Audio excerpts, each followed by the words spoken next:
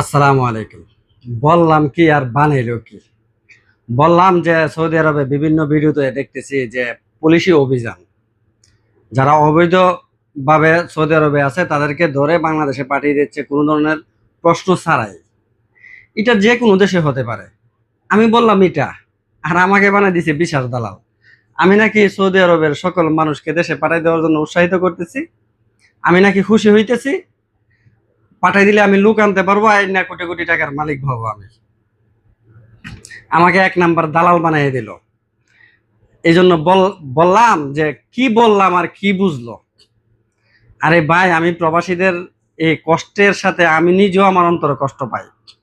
কিন্তু আপনারা একটা কথা বুঝেন, যদি কোনো দেশে আপনি থাকতে চান অবশ্যই এই দেশের লিগেলটা আপনার থাকতে হবে, লিগেলে ভাবে থাকতে হবে। ওই দেশের ভিসা, আপনার ভিসা থাকতে হবে, পাসপোর্ট থাকতে হবে, আকামার ডিট থাকতে হবে। যে দেশে যে ধরনের প্রসেস আছে এই প্রসেস অনুসারেই থাকতে হবে। ভাই, আমি হক কথা বলতে দিই, কিছু সংখ্যক লোক আমাকে দালাল, বিশাল সৌদি আরবের বিশাল দালাল বানাই দিল আমার।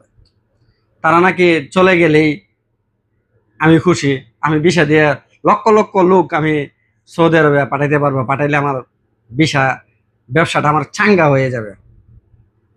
বাবা যায়, আরে বাবা, আমি তো সৌদি আরবে থাকি না রে ভাই, আমি থাকি হইলো বাহারাইনে। আমি জাস্ট একটা ভিডিও বানাইলাম যে অবৈধভাবে শুধু যে সৌদি আরবে থাকলেই দেশে পাঠাই দেয় এরকম না। বাহারাইন, কাতার, ওমান, দুবাই যে কোনো দেশে আপনি থাকুন না কেন, সেই দেশ থেকে আপনাকে পাঠাই দিবে। এটাকে অবৈধ বলা হয়। ঘরের মধ্যে কয়েকদিন মানে গতকালকে না পরশুদিন আমার পাশের বিল্ডিং থেকে একজন লোককে ঘর থেকে আইসা ধরে নিয়ে গেছে, রুম থেকে আইসা ধরে নিয়ে গেছে। অনেকে আমি বলতে পারবো যে বাহারাইনের পুলিশ এমনিতে ধরে নিয়ে গেছে, না, তার ভিসা নাই, তার নামে একটা কেস আছে, তাকে আইসা ধরে নিয়ে গেছে। তো আমি বলছি যাদের ভিসা নাই, আকামার ডিট নাই, তারা তো একটু কষ্ট করতেই হবে। পুলিশি হামলা দেখলে ঘর থেকে বের হবে না, বা ঘর থেকে ধরে নিয়ে দেশে পাঠিয়ে দিবে।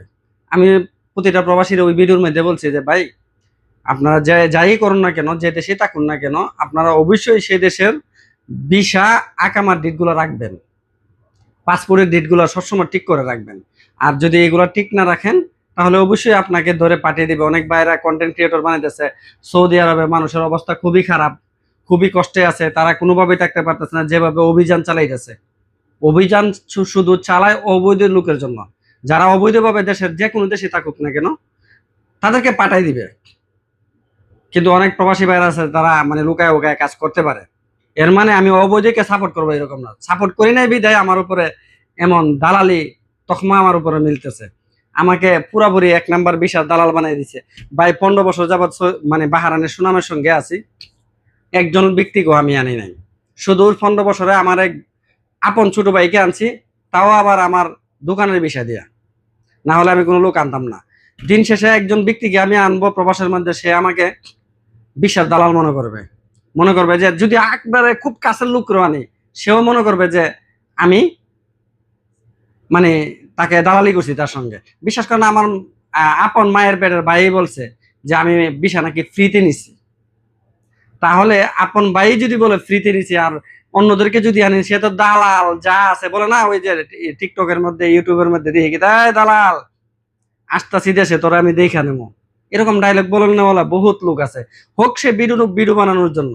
তো আমি যে কথাটা বলতেছিলাম, যে বললাম কি আর বানাইলো কি, দালাল বানাইলো বিশাল বিশাল দালাল, বিশাল ব্যবসা করি।